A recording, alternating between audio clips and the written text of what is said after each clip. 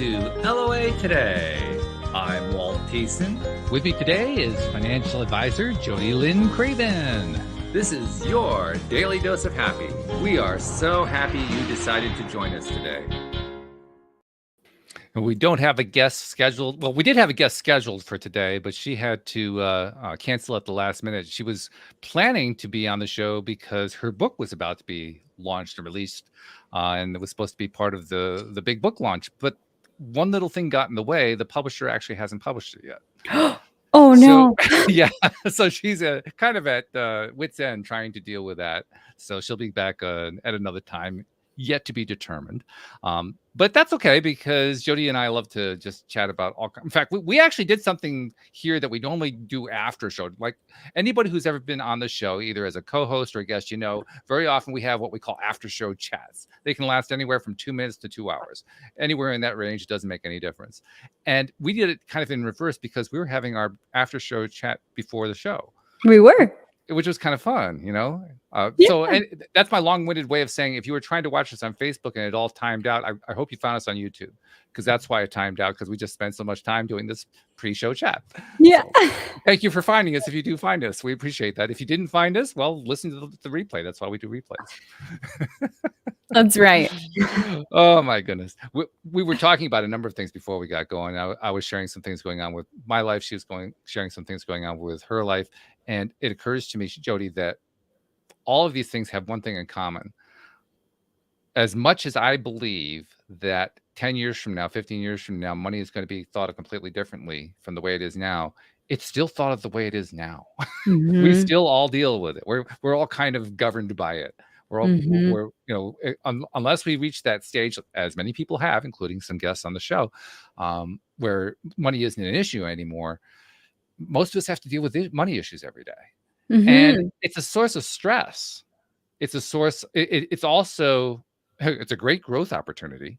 I know that from personal experience. I've been growing for the last 10 years, but it is a great growth opportunity. It's a great opportunity to kind of dig deep and learn about yourself, because it turns out that's where it all starts, which is one of the hardest lessons to learn. Mhm. It took me a long time to get that one. Well, I can't say that entirely. I did understand it to a point. Mhm. I understood it to the point that I knew that it was down to me doing what I needed to do. What I didn't realize is that it was down to me thinking what I needed to think. I Mhm. didn't realize how important that was. I thought you just kind of planned something out and then you went for it.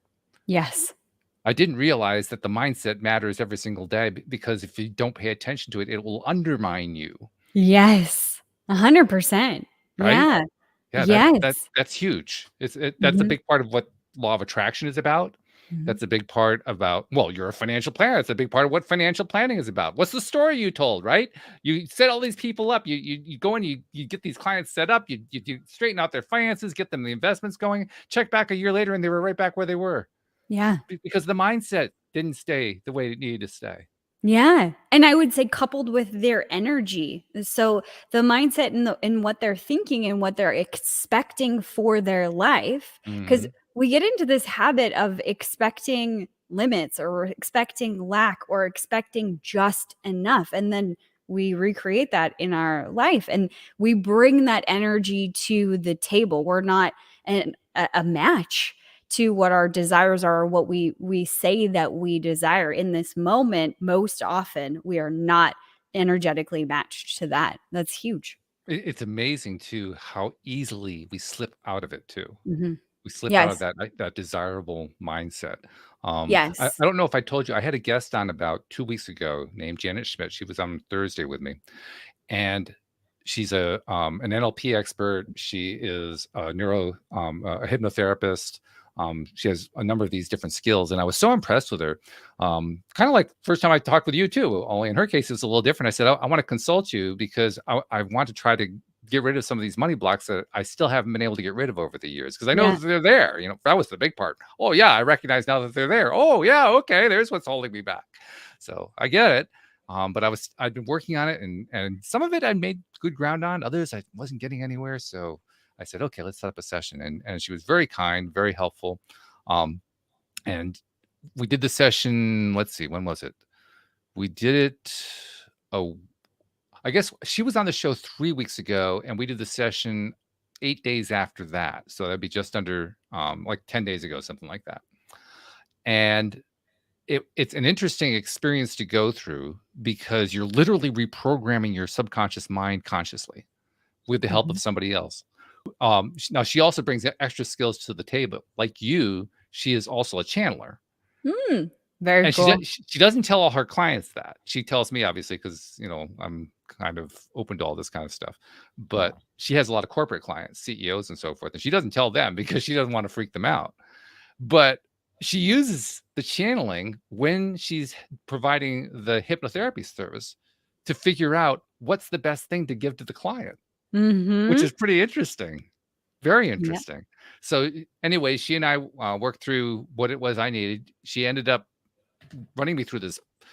She described it on the show. There's like 4 different I guess you call them modalities or whatever, different methods that she uses that she kind of combines into one thing.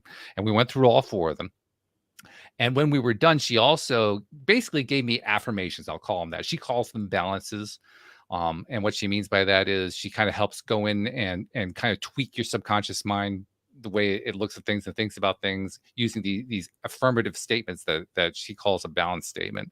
And then once we identify what the balances were and she went in and did those tweaks, then she asked me to record them in my own voice and play them back to myself morning and evening, which I've been Mm. doing since then. And that's the part that I wanted to talk about here, because what I've been experiencing as I'm playing them every day is cognitive dissonance. On the one hand, I'm hearing the message. On the other hand, I'm hearing the other part of my brain saying, no, no, no, that's not the way it works. The little tennis match going on. And it's very Yep. visible because I Yep. have the one that I'm constantly, deliberately putting into my consciousness and to my subconsciousness. Yep. And meanwhile, my subconsciousness is saying, nope, not happening that way.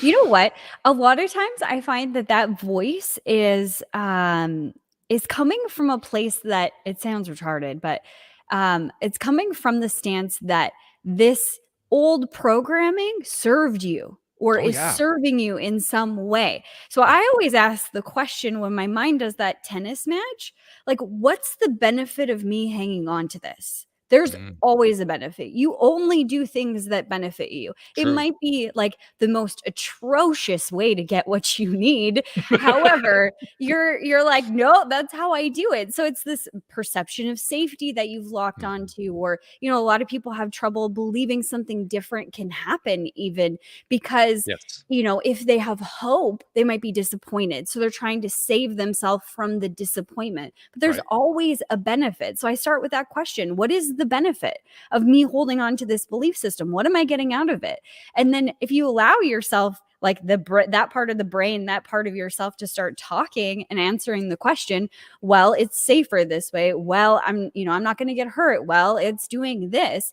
Once you know that, you can start to break the connection between the two. Like, is that the only way that I can be safe? No. Is that the only way that I can, not have my feelings hurt? Or is it possible my feelings are going to be hurt anyway because you're going down a path you don't even want to go down? It's a fascinating dialogue within your head on why you do what you do. Yeah, no doubt. Absolutely no doubt about it. And I'll Mhm. give you a little insight into what goes on in my head. I've already told you the story before I met Louise, what was going through my head whenever I was trying to succeed and failing miserably in the dating scene. Because I had this little message that kept saying over and over again, well, she won't want to be with you. She won't want to be with you. Didn't matter who it was. Mhm. I hadn't Yeah. even met her yet. I hadn't even talked to her yet. I saw her across the room. Nope, she don't want to be with you. It's like instant self-defeat, right? Yeah. And I have the results to prove it. It worked really well. Yeah. You got exactly what you wanted. In a sense, in a weird sense. That's Yeah. exactly what I wanted. Now, was it really what I wanted? Absolutely not. But what it did do is it built up a belief that was really strong. Yeah. And the belief was true for all intents and purposes. It was right. None of them would want me. I was absolutely correct about that. Yeah. And as you get the reinforcement over and over and over again, it just reinforces the belief. It gets stronger and stronger and stronger. I think the Mhm. same thing happens with money issues. I know it has in my own case because we've been dealing with money issues now for I mean, there's definitely been improvement, but the money issues really started in the early 2000s and culminated with the 2008 financial crisis. So Right. it's been almost 20 years of constant messaging going into my head saying, well, you're not going to get anywhere. This isn't going to work. You're not going to get Yep. anything out of that one. This anything you ever do never works. You know that. Oh, ow. Yeah. Not true. And you know what's interesting? You take that a step further. You've built the thought, and then that built, if you will, this foundational belief. Now you have this foundational belief, and it could be any belief, money or relationship. It doesn't actually matter. Whatever this foundational belief is. And then your brain, the bigger the reaction is to things, the more the brain is paying attention. So if, say for example, that nothing ever works out for me, if it's like a big visceral, like huff and puff and like, nothing ever works out for me, your brain's like, cue, got it. I'm watching for that. And then your brain, because of the reticular activator, goes searching to prove you right.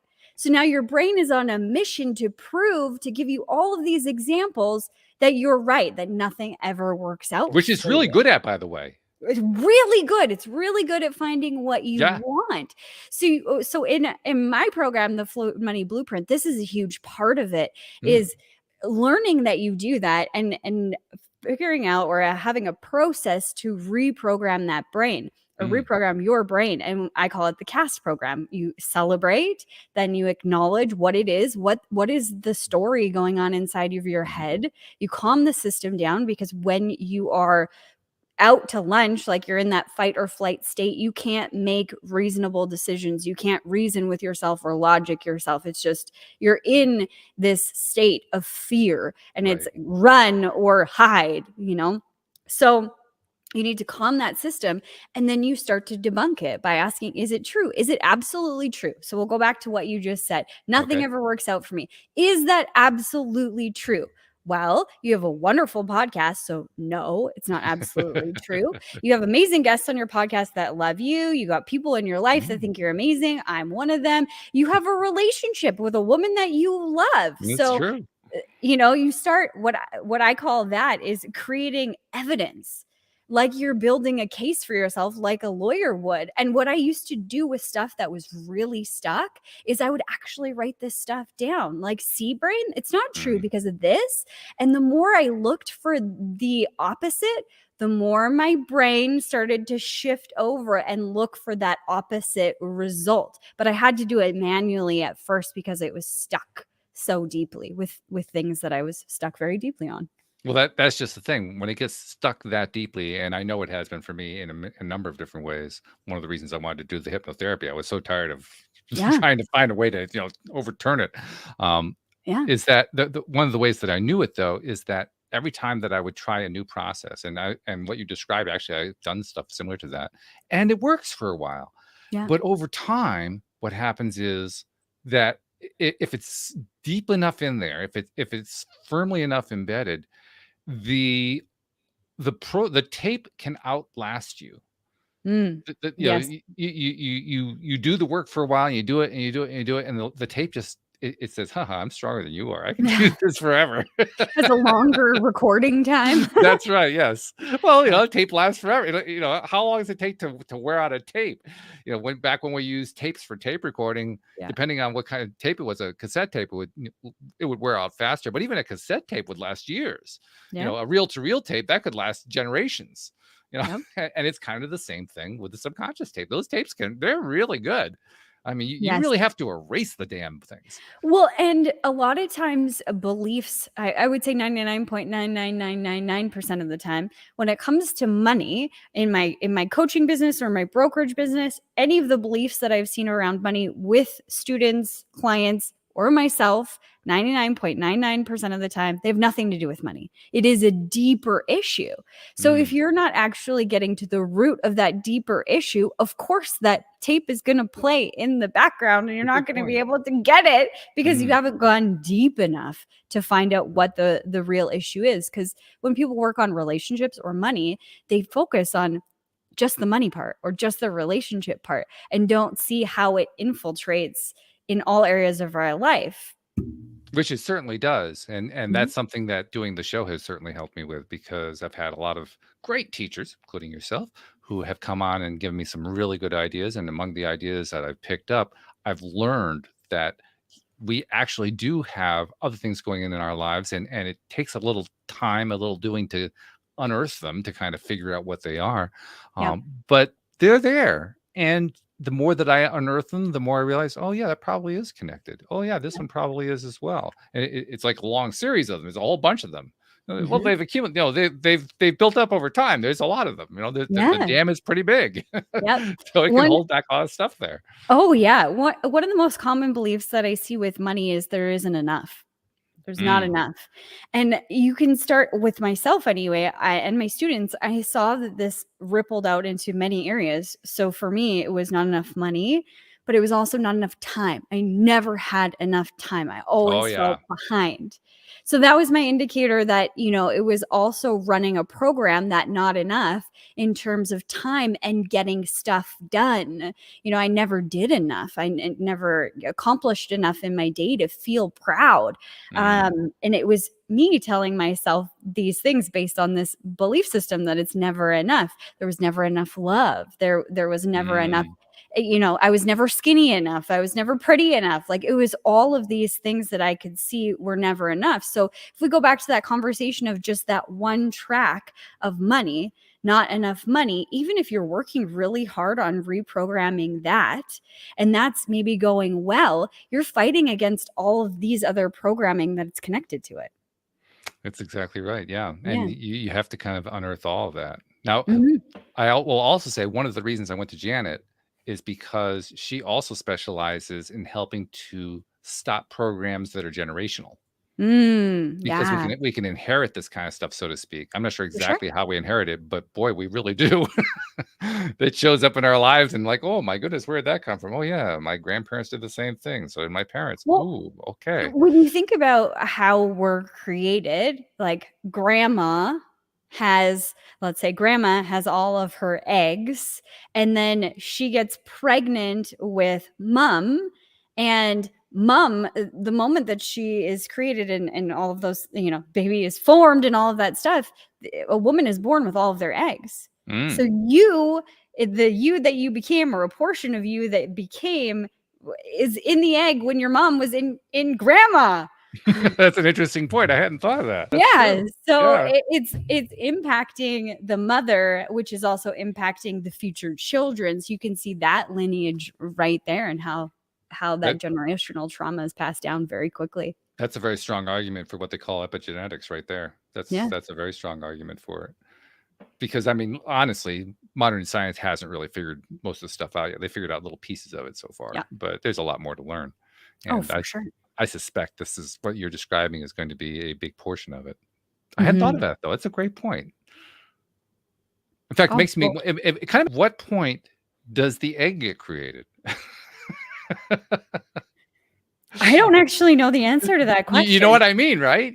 Like but yeah, how old is this egg anyway? yeah, I don't know. Well, I know that when a baby is born, a female baby is born, they're born with all of their eggs. Right. So at some point before they're done cooking and they come out, all of the eggs are created. Yeah. Yeah. So, and then the other part of it is, and this is where it starts to get really metaphysical. Where exactly do the eggs come from? I mean, presumably they're made from a combination of genetic material and other molecular structures and so forth. But beyond, I mean, that's kind of like saying, water comes from a swimming pool. It doesn't really tell you a whole lot. Yeah. No kidding. Yeah. I don't know. The cell divides and then eventually looks like a baby. Yeah, it's it. That's pretty The much what end. medical science understands. Well, the Yeah. cells divide. Yeah, that's it. Yeah. We'll That's explain it right. that way. Yeah. How does it even know that this is supposed to be the portion that creates the egg versus the nose or the eyeball? This is where I think we can start to make a much stronger case for what we often talk about, the idea of a source energy that creates everything. Mhm. Because that source energy, when it has a mind behind it, or actually a series of minds behind it, yeah, you could see how that becomes at least the beginning of an explanation beyond Yep. what science can tell us. So Yeah. interesting stuff there. But Very anyway, interesting. getting back to what I experienced with Janet, So I've been playing the tape every day, right? And not only am I noticing the tennis match, I'm also noticing shifts in mood. Ooh. Like Okay. I'll get frustrated. Frustration is one of my favorite negative emotions. I'm very good at it.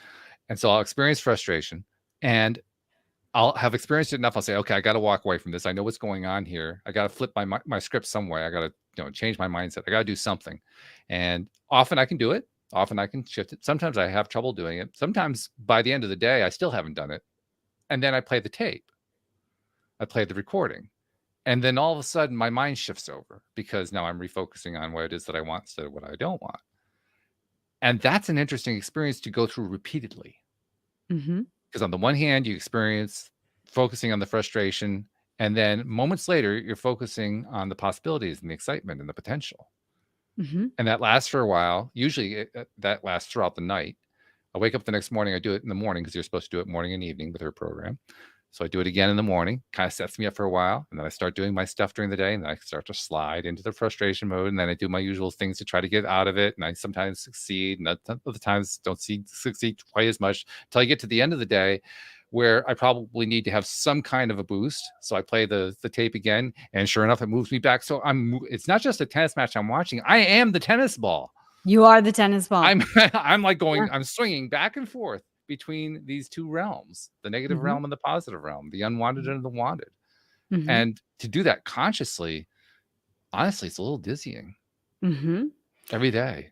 It also brings forward how illusionary everything is. Yes, isn't that annoying?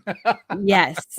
Because, we often blame the way that we're feeling on something tangible right in front of us. Our computer won't work, so you get frustrated because No, you just call Walt. That's what Louise does. Hey, Walt. I don't have a Walt. You don't have a Walt. That will work on my computer. The other day, we were in the shop here, and all of a sudden my computer started making all sorts of noises, and we had to Google it. It was a RAM problem, and I was like, I don't know, unplug. Solution to everything. It worked. I still have no idea what was happening there, but I'll figure it out eventually. But a lot of times, especially with money, people will say, I'm so frustrated and I'm so stressed because of money. But we go back to the scenario that you were just talking about. Let's say the source of your frustration was money, or a fear was from money right in that moment. Mm-hmm. Well, when you listen to that tape, nothing changed. Nothing physically. Changed. Nothing changed. Mm-hmm. And yet everything changed. You changed the way that you feel. So it's not the external world that is causing the reaction. It is you responding. You are causing the reaction to everything. So if we can change that response, we can change what we're seeing. Which is a great thing. But it's also very annoying when you realize consciously that that's what you're doing. Because you feel like, especially, I mean, I'm 65 now. I would have thought I would have figured this one out by now. Yeah. I mean, really, that's what I would have reasonably thought. I could have figured this out by now. And yet I haven't. That just shows how tenacious this stuff really is.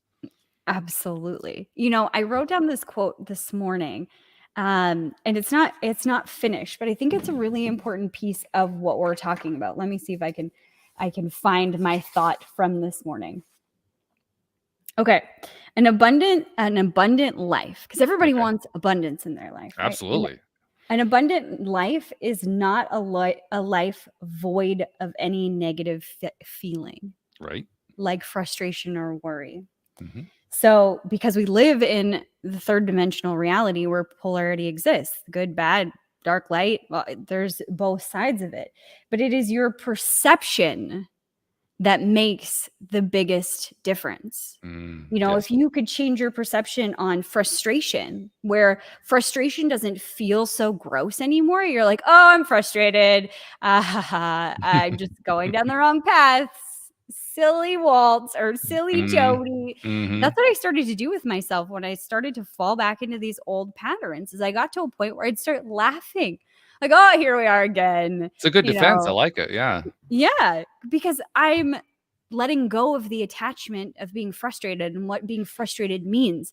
My attachment to frustration before, or fear before, was I was doing something wrong, things weren't working, and I'm not where I want to be. And I don't want to seed any of that into my reality. So every time that I went with the frustration all the way down the, death spiral that it created for me, I would go the opposite direction of where I wanted to go. So instead, when I would get frustrated, it would be like my red light indicator for me, it was anxiety. It was my light on the dashboard where I stop. And I would laugh because I could see the pattern, just like you're talking about the ping pong ball. And instead of being frustrated that I was doing it, I would laugh because I could then see, I could detach from the whole thing. And then I could see it's not exactly the same. My frustration in this moment, or my anxiety in this moment, is completely different than the anxiety that I had yesterday. I'm getting a little bit better and a little bit better and a little bit better, or a lot better, depending on the day. That's a good day when it's a lot better. Yeah. That's a really good day. Yeah. But you get used to, with this exercise, what I've done for myself is that it's become stepping back from the good and bad and choosing the response. Like, okay, that is perceivably bad, whatever that is. Okay, well, it doesn't have to be. I don't have to respond in the same way that I did before. I can choose to respond differently instead of getting involved with it. I see you. Thank you for telling me, I'm working in an old pattern here. Thanks so much. And I don't want to be there. Let's do something different. Thanks, but no thanks. Yeah, thanks, but no thanks. Yep. You've been flying, teasing there. Thank you for flying. Please move out. Go out onto the tarmac. Never come back. Thank you. Yes, that's right. Or you will be ejected. Or you'll be ejected without a parachute. Without a parachute. Yeah. Hurry. Time's wasted. Oh, I love it. That's funny. That's good. I like that. Yeah. I do know that I do that at times. I think I probably need to do it a little bit more often, but nevertheless, I've been able to do that. Interestingly, though, and I think a lot of people have experienced this, probably almost everybody have experienced this. There are times where even if you do know that you have the ability to choose what your response is going to be, there are times when your brain just doesn't let you go there. Nope. Yep. Just doesn't. I 100% agree. And the more that you try and fight it, when you're in that state, the heavier, for me anyway, it becomes. Oh, for me too. The bigger it gets, the scarier it gets, the more I have like an all-out panic attack. And in those moments, and sometimes you just want to be mad or frustrated, and it sounds stupid. But there's these times where you just want to be upset with your husband or your wife. You're like, oh, I could just poke your eye out. And you're not ready to let go of that feeling for whatever reason. So I give myself like a time limit. Okay, you want to be mad about it? You want to have a tantrum? You want to be crazy? Great. Awesome. Let's do it. Let's do it. Let's put a bubble around you so that you're not attracting bad things, or you're afraid of attracting bad things. Put a bubble around you. Now you can punch a pillow, you can scream, you can cry, whatever it is to move it through your system. You want to be mad? Let's be mad, Jodielynn. It's beautiful. I like that. Yeah. Oh, sure. That's very effective. And it's probably something we all need to do more often. Because we all have a tendency, I think, especially males, but probably true for all of us. We all have this tendency to hold the emotion in rather than let it out, because we think it's a bad emotion. We think it's not right. We shouldn't be there. We shouldn't be doing that. We're attracting the wrong thing. Yada, yada, yada, yada. When in fact, we got to get it out. Yep. Until you get it out, very often it's just going to hang around and say, here I am. It's going to creep its ugly head back up. Hey. I'm back again. Yeah. And then it will get bigger and bigger and bigger and bigger, because it's just building. You need to get it out. Sometimes I physically just need to walk away. Yep. Which is kind of an odd thing. That means I'm associating the feeling with a location, which is true. Yeah. I do associate a feeling with a location very, very often. And I just physically walking away from it is, I can even repeat how I do it. I walk away from it and I go, and then it's gone. Well, not entirely gone, but it's greatly reduced. Let's put it that way. It's dramatically reduced. And depending on how long I can stay away from it, sometimes you have to get right back to something if it's an emergency situation. But most of the time, you can stay away from it for a while. And when you stay away from it, then the goal, in my mind anyway, the goal is to see what I can do to treat it like I've left it behind. Yeah, I know there's a piece of me that knows I have to go back to it at some point, maybe 5 minutes from now, who knows. But for the moment, for right now, let's just leave it behind because I'm not there right now. Yeah. So since I'm not there right now, let's take advantage of it. Okay, I'm not there right now. Great. I wonder what I can do to just pretend like that's the way it is from now on. Yeah. I never go back there again. Well, we went to the beach last week. Or not last week, actually on Monday. We went to the beach on Monday. I needed a beach day badly. I went to the beach and I was commenting to Louise. I was really, I don't know, impressed isn't quite the right word. I was pleased with myself. Let's put it that way. I was pleased with myself because I was really in the now moment of it. I got to the point until she mentioned something about the business, which I wish she hadn't done. But up until that point, I'd forgotten about the business. I'd forgotten about all the troubles associated with it, which were the reasons why I wanted to go do the beach day. Yeah. And I was just observing the water. I was just observing the people walking by, people playing in the sand. I was just right there in that now moment. Yep. And that's where I really appreciated in a big way how powerful now can be. Because now is a great way to leave that crap alone, even if it's only for an hour or 5 hours or 5 minutes or whatever it is. Just leaving it behind detunes it from your system. It just turns it off. Yep. Gives your system a chance to have a break. Yeah. That break is huge. Recalibrate. The hardest part was getting in the car to go home afterward. Oh, Lana. Yeah, that's what I said to you when we first got on. Is that I'm still in like vacation mode. Yeah. I'm just, I don't know. I feel like Jamaican vibes where it's just everything all right, man. Like yeah. It's just slower paced and just, and that I don't know Caribbean what mindset. it is. Yeah. That's what I call that. That's a Caribbean mindset. Yeah. Because I think one of the big benefits of either visiting the Caribbean or a place like that, or living there for that matter, is that there isn't a whole lot of things you can do there. There aren't a lot of places you can go to. There are a few, but there aren't a lot of them. So you're basically forced to relax. Yeah. Because there's no other option at that point. And just be. Yeah. Just be. Yeah. Yeah. And so and anyone who's ever been to a resort destination like that knows the people who are native live that way. Yeah. They live in a much slower mindset, a much slower lifestyle. There's no hurry. No hurry, man. No hurry. Exactly. Yeah. Everything will happen in divine timing. It's like almost this new layer of trust. Yeah. And it's built into their society, but imagine you could bring that here, that relaxation, that peace. Well, apparently you have. That's what you're reporting. Yeah. I feel great. It's fabulous. Congratulations. Yeah. Thank you. That's a great place to be. That's really the way. That's where the abundance is, by the way. It's all in that mindset right there. Yep. So that's why I say congratulations, because once you've achieved that for any amount of time, that's a victory. That's a massive victory. It's funny that we're talking about this because I was thinking about that last night and this morning, and I put a story on my Instagram. Because last night I went outside and I helped my hubby do some things, which means I sat there and I watched him, and then he's like, "Oh, can you hold this up?" And I'll hold one thing for 2 seconds, and then I'll go back and sit down, and then he'll be like, "Oh, can you just hold this thing over here for 2 seconds?" That is the extent of what I help with, because I'm not as strong as he is, or I'd also not like skilled at carpentry, so I just don't. But I just sat in that moment last night and I was reveling in the sky. We have these beautiful, it looks like cotton candy, pink and blue sunsets, and it's just gorgeous. So I love being outside. I love that sky. It's just so magical.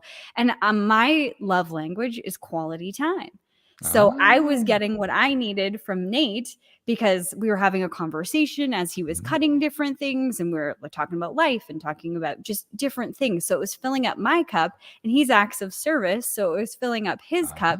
And I Oh. was also filling up all the other cups that I have because I was in nature, which I love to do. It was a culmination of all of these things that I love. And I felt so abundant and, just so blessed in that moment.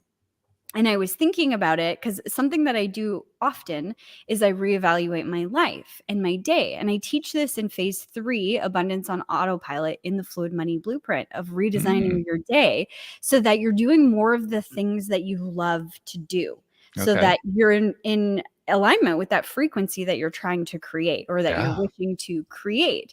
And so that was the whole point of it is reevaluating your life, and are you doing the things that you love to do? Because it would have been just as easy last night to say, no, I'm pretty tired, I'm just going to sit on the couch and watch TV, which is something I like to do as well. Sometimes I do that, but I'm constantly reevaluating, and on paper, at least every 6 months, I ask myself, what do I like? What do I love?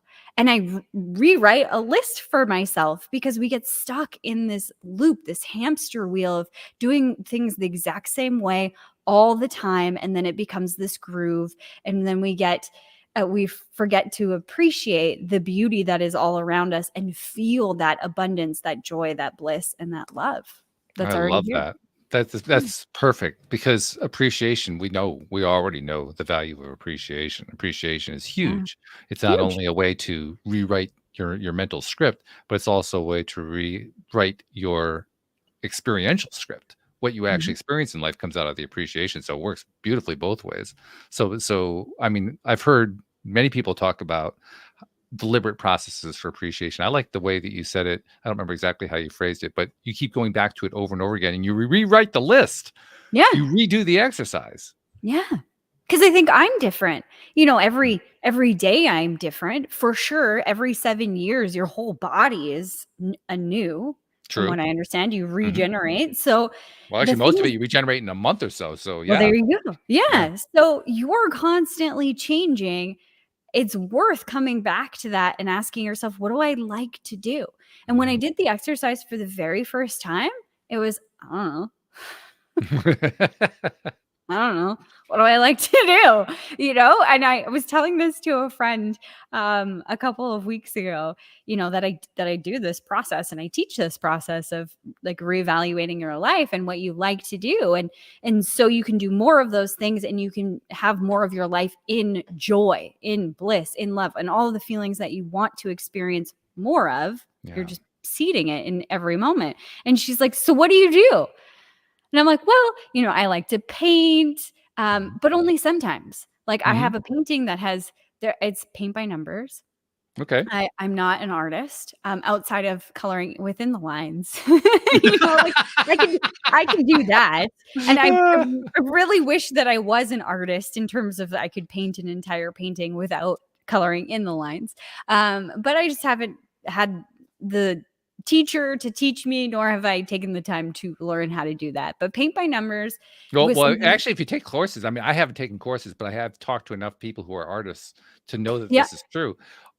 Professional artists, famous artists, they draw within the lines. They draw the line first, and then Oh, they paint within the lines. I didn't know that. See? Yeah. Well, I'm becoming a professional artist So then. there you are. Yeah, Yeah. that's right. That Yeah. was actually part of the Vermeer method, actually, because Really? the Vermeer method for creating a painting was to combine painting with photography, or the principles of photography, I should say. Yeah.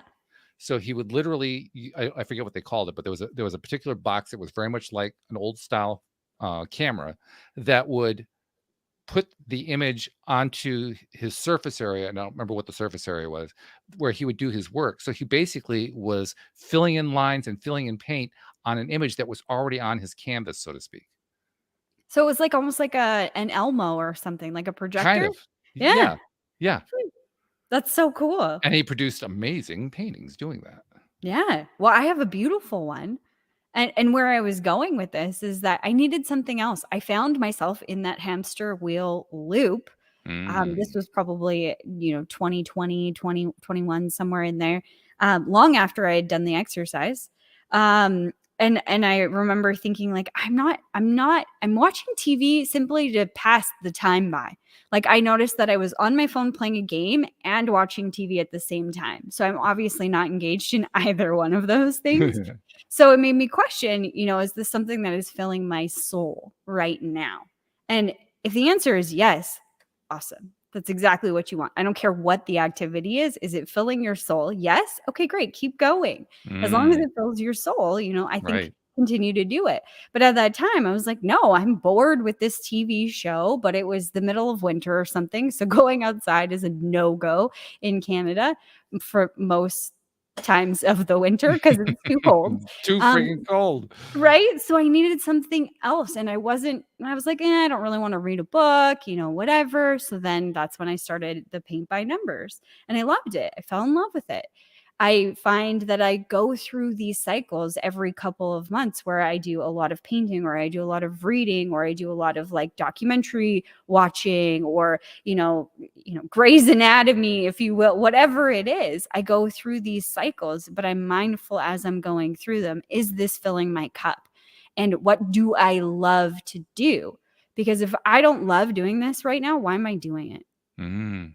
Yeah, very, very important point. I think Yeah. a thing that goes along with it too is making it easily accessible. Yeah. And I say that because this past January, actually Christmas, my brother gave me an electronic keyboard. I've mentioned that a few times here on the show. Yeah. Well, there was a whole story involved. It ended up being an electronic keyboard. We'll leave the rest of the story out. And I have it right behind me here where I do the podcast on a table, on a desk actually, right near where I do most of my work throughout the day. So I always see it. It's so easily accessible. And because it's so easy to access it, I use it all the time. I That's mean, not awesome. all day long, but like almost every single day, there's at least 5 minutes, often a half hour, maybe even an hour, where I just put everything aside. I turn on the keyboard, put on the headphones, and just play or try to play. Yeah. And getting better over time because I'm doing that. Yeah. It's like anything else. You keep doing it over and over and over again, and it'll sound like crap at first, but after a while, it starts to sound like something. It starts to sound Yep. pretty good. But like you said, also it fills the soul.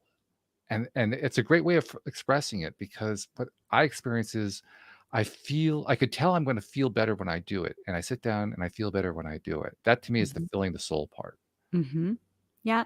But it's crazy how often we miss even feeling it. We just Mm. become like robots in our life and like we go from work to home, we make, dinner and then you have your routine after dinner and then it just becomes so routine and you end up missing it. And I've been guilty of this. I'm not perfect at it to this day. I don't think I'll ever be perfect at it because I think that's the human experience, Right. right? Right. And experiencing it differently as you are different. Hmm. But the importance of not getting stuck and missing your entire life, because that's Hmm. what prompted the entire change for me and getting into the coaching industry and building the Fluid Money Blueprint and all of this stuff was really, I was missing my life. I was just working 12 hours, 13 hours a day, whatever, 7 days a week, trying to hustle, hustle, hustle, spent no time with my family, spent no time outside of work. That was the only thing that was important. And I wasn't enjoying it anymore. It was just, I have to do this. I have to do that. And the song was stuck in my head. It's a country song. I don't even remember who it's by, but it's I run and run, I rush and rush to get things done. I don't know why. I how does it go? Something about I rush and rush to get things done, but I don't know why. Because Mm. all I have to do is live and Yeah. then die. Like, Mm. but I was always in this rush in my life to get to the next thing. So these beautiful trips that I would go on or these cool, exciting things that I would do, I have memories of them, but I wasn't present. I was waiting to get Yeah. to the next thing. Yeah. Even in those fun moments in my life, I wasn't in them. I was just, let's get through it to the next thing. And I was missing my life and I don't want to do that. You're right, because that's really one of the biggest mistakes we can make, and I've made it myself too. I think we Mhm. all have to one Yeah. extent or another. It's also a bit of a victory, I think, the first few times that we managed to actually be in that moment, Yes. to actually have, noticed that I wasn't thinking about what was happening tomorrow. I was thinking about what was going on right here. I Yeah. was exploring all the elements of it. I was experiencing the details of it. I was appreciating the details of it. That was the beach experience or on Monday. Yeah. That whole experience was going on right then, right in that place, right at that time. There was no other time. There was no other place. Yeah. And when you're in that moment, it becomes even more magical. It's like the volume is turned up, the brightness is turned up, everything. You almost become childlike. It's just Yes. this sense of wonder, like, wow, look at that. And I do it all the time with things. Like, we'll be driving and I'll be like, oh my God, look, it looks like a shark in the clouds. And I'll just get so excited because I'm in this moment. My husband will be like, oh my God, you're so weird. I mean, it's a good laugh for him, but I live with so much more soulfully and so much more blissfully and fully, because I'm here in this moment. People might think that I'm crazy or stupid or whatever, but I feel great. Yes. And that's what matters. That is what matters. And Mhm. all the rest of that stuff about what other people might think is a bunch of horse. You know Yeah. what? Yeah, It really is. exactly. It has Mhm. absolutely no relevance at all. Yep. And Yeah. any time that we have that little voice saying that it does have relevance, we can say, hey, guess what? You have no relevance. Yeah. Yeah, that's right. My dad, when I was very young, said to me, "You come into this world alone and you leave alone. So the only person that you truly have is you. So you might as well be your own best friend." That's good. I like Yeah. that. So I've taken it to heart. Yeah. Like, she's my best friend. And I do Yeah. everything with her. She goes everywhere with me. Like, it's all these experiences that I get to experience Right. in Right. this lifetime.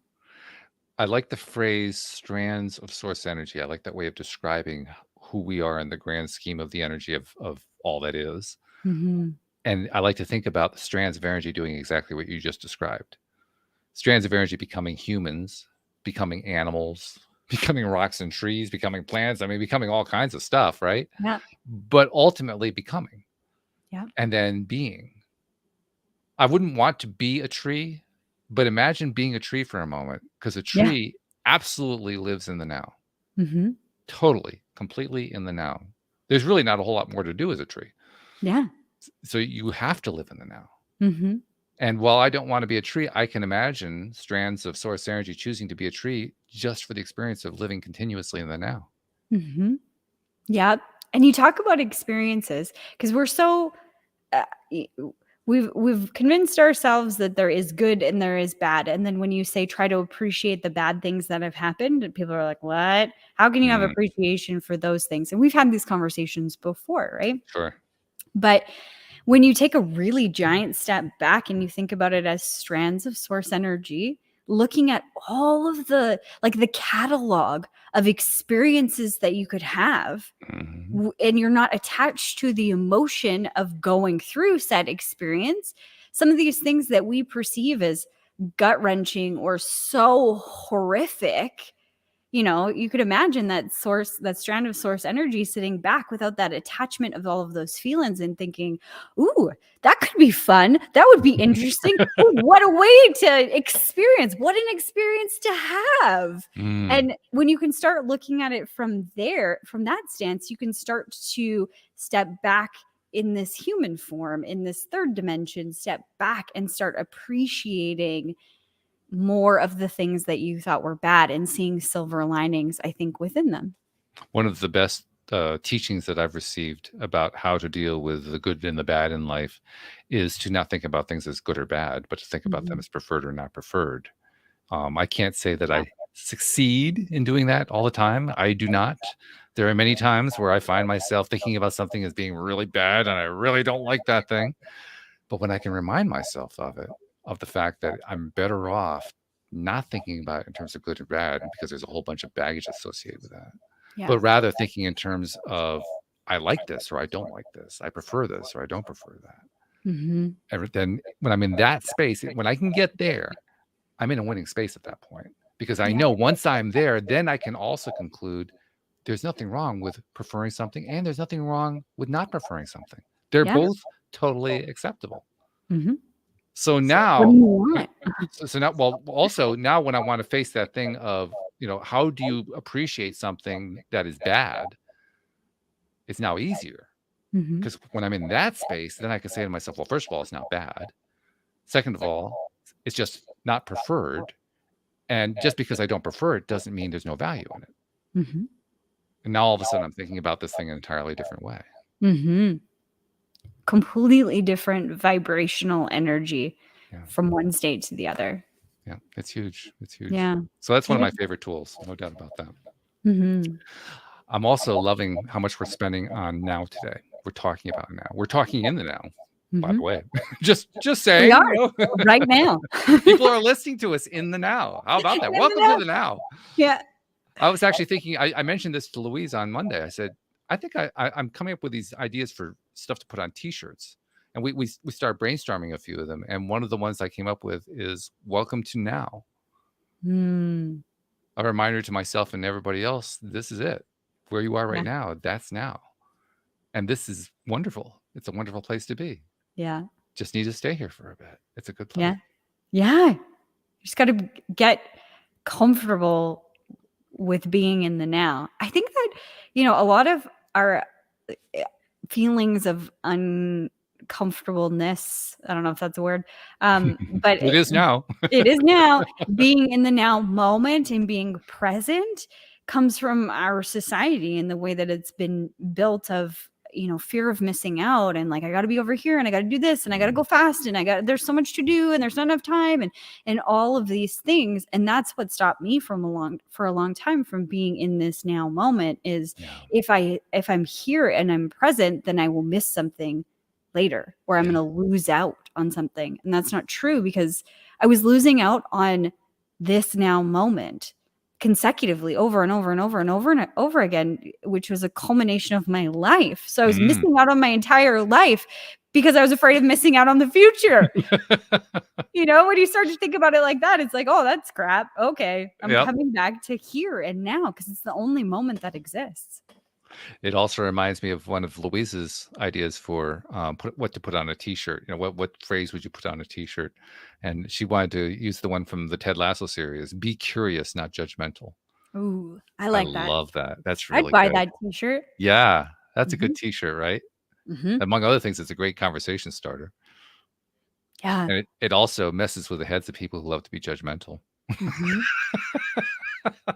Which I have to admit, I like that. It's sort of like a curious way.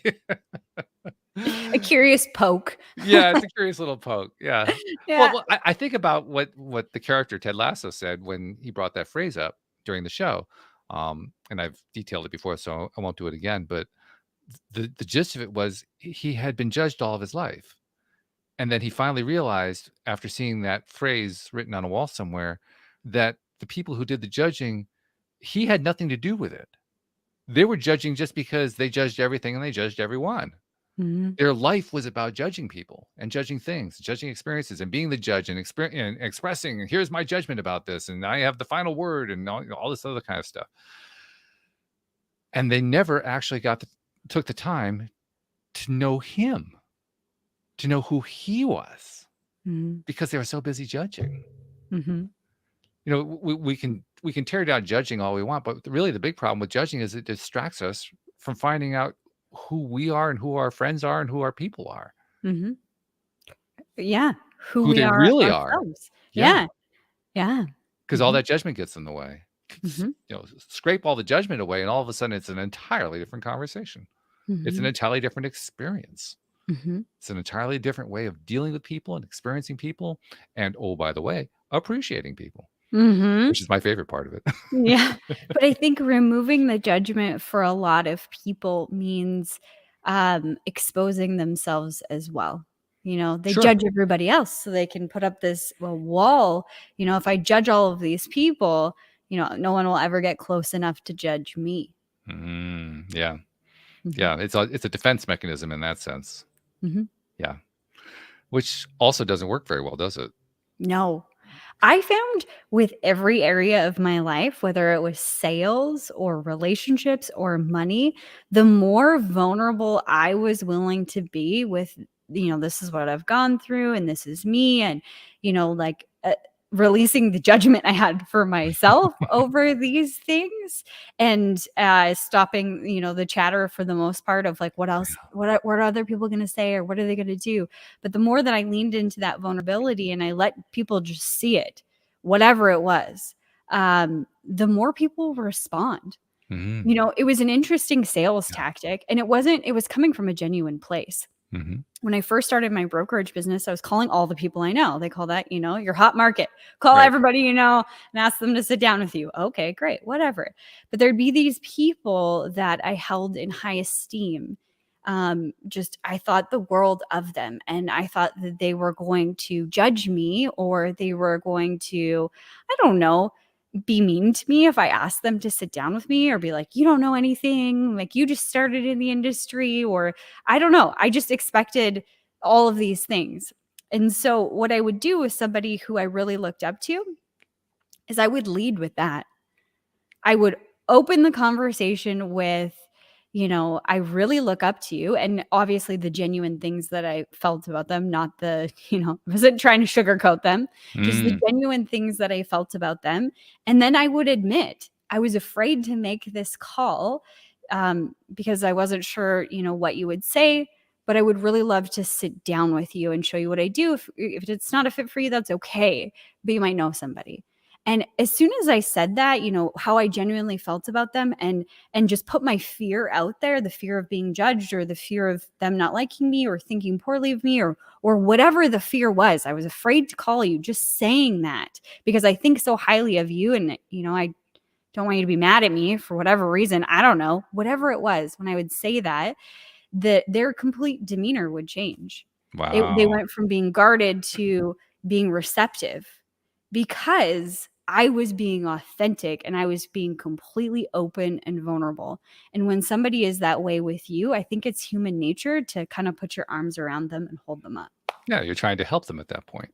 Exactly. Yeah, so you take yourself out of the role of being the targeted sales prospect and you put yourself into the role of being the father figure or the mother figure, helping your good friend to deal with a new situation that he or she is afraid of or uncertain about or unscared about, how people are going to react or not feeling good about themselves or whatever. Yeah. Complete shift going on there. Really complete shift. And I use this today too. There's a lot of people that will just show up in your inbox on Facebook or on Instagram or whatever and just try and sell you something. Oh, yeah. And it annoys me. Like, oh, hey, how are you? And you can feel it. You can feel it the moment they enter your inbox. You can feel whether they're genuinely trying to get to know you or they're trying to get something from you. Right. And I would again lead with that vulnerability with people I didn't know or didn't know well, or they were kind of whatever, they were a contact of mine that I had met in some life form, fashion, whatever, right? I would lead with that honesty of what I wanted to talk to them about and what I was genuinely interested in, instead of trying to beat around the bush and try and like sneak attack them or something. Yeah, it's an amazing thing. The more direct you are, the less it feels like a sales pitch. And the more people appreciate it. Yeah. If you came to me and said, Jodi, I want you to help me sell this or whatever, if you just told me that, you would have way more of a chance of, me looking at the product or even buying the product or whatever it is. Just don't pretend you want to be my friend when you don't. That's annoying. Yeah. That's a really good point too. This is really, really good. It's a good point to end the conversation on too, because we're coming up at the top of the hour. One thing that I haven't done with you in a while, and I'm going to do it here because I do it with every guest that comes on. That I did because I did it with you the first time you were on the show. But as a co-host, you deserve to get this more often. So I'm going to give it to you right now. You got to tell people how to reach out to Jodielynn. Tell people how to find out about that course, because you've talked about the course a lot, but we really haven't pointed people to it. So how do they find the course and how do they reach you? Yeah. Best way to reach me is through Instagram. It's just Jodielynn Craven. You'll see my pretty face when you find me on the app. I can't remember what I'm wearing, so I can't tell you. But there, I respond to all my messages personally. So if you message me there, I will eventually see it and respond back to you. If you want to take a look at the course, I have a free webinar that you can go through where I teach you a whole bunch of stuff about shifting your mindset, 3 mistakes entrepreneurs typically make. And then I go into what is the Fluid Money Blueprint and how you can get access to it. And that's all on the link in my bio. Worst case scenario, if you got none of that, just go to jodielyncraven.com and a little pop-up window will come up saying, hey, you want to watch a free webinar? Or you can just contact me directly from there. All right. So we'll make sure we get a link to jodielyncraven.com so they can see the little pop-up and they can find it the easy way that way. We like to make things easier. Absolutely. Or I can give you the direct link right to the webinar. Okay. Well, either way. Yeah. I kind of like the idea of sending them to jodielyncraven.com. Sure. Just because there's a branding association there. I mean, not because it's the brand, but because there's the association. Yeah. Well, it becomes easy. I can remember that. Yeah. So we'll put that in. That sounds good. Well, as usual, this has been wonderful. Thank you very, very much. I'm always a little sad when we have a guest cancel, but when they cancel on a Wednesday, I'm always a little bit happy because I know talk about stuff, right? And I was missing you guys last week as I wasn't here because I was on vacation. How did that go, by the way? Did you have a great time? It was your friend's wedding, wasn't it? Right? It was, and I was the MC. So I was in the wedding and I was an MC. So you were a busy lady. Yeah. I was a busy lady, but I loved doing it and just basking in the glory of other people's love for one another and the people within the party and everybody that came. It was a very special moment to be a part of. Beautiful. Wonderful way to wrap it up. So thank you, Jody. We will see you next week. Thank you to our podcast listeners everywhere, and we will see you all next time here on LOA Today. Goodbye, everybody.